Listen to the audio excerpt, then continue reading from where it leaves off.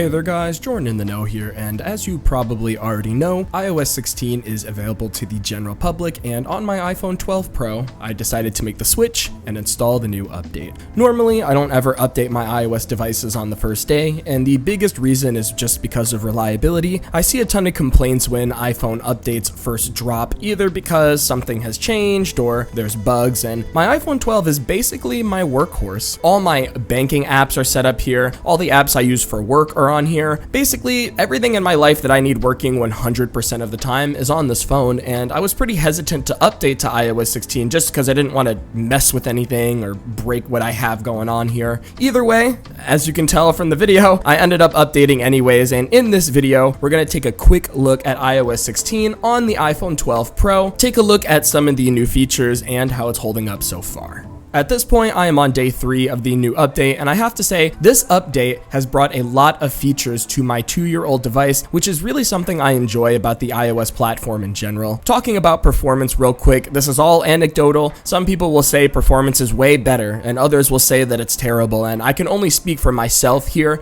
To me, I see literally no noticeable difference in battery life or performance. Which, don't get me wrong, no change is better than worse, so I'll take it. Overall, my iPhone seems plenty fast. The real noticeable differences come into play when we talk about the new lock screen interface, notifications, and the spotlight search feature. Let's start with the lock screen first. On first impression, I was a bit confused with how to customize my lock screen. Turns out you can't customize the default lock screen, so I had to create a new one, and then I was able to start playing around with the new options. Customization seems pretty good with the stock ones that we have available. Something I did notice though is that the depth effect wallpaper feature has not worked on 99% of the wallpapers that I've used so far. It seems like only specific ones work with that. And also, I could have sworn that this lock screen interface supported third-party apps, and I have not been able to see any of them in my widgets menu so far. I had to look it up, and to fix this, it seems like you have to uninstall and then reinstall the compatible apps, and then they will show up in the widgets tab, so just keep that in mind if you are not seeing your third-party widgets. A huge complaint that I am seeing with the new lock screen feature is that you can't customize your current wallpaper at the moment. So if you're like me, and you haven't updated your wallpaper in a few years, if you don't have that old photo on hand, you're going to have to select a brand new one in order to start using the new lock screen customization features. Some people are also talking about how the live photo feature isn't working anymore, and apparently dark mode in general doesn't work the same as it did in iOS 15, so just keep an eye out for that. The other more impactful adjustments that you should expect to see are with full screen album art. I love seeing the theme change with the color of the album art, and I am a huge fan of this. Something I did want to share though is if you do want to get rid of this interface, you can tap on the album art and that will shrink it down into a little notification. Speaking of notifications, they have moved to the bottom of the lock screen as opposed to the top. I do like this change as now you don't have to do some crazy reaching to get access to your notifications, and if you swipe down on those notifications, they get hidden away, which is also another great feature. The last big change you should know about is the spotlight search. It works the same as it did in iOS 15, but now you have this little search bar at the bottom of your home screen. Some people absolutely hate this, and if you want to turn it off, you can go into settings,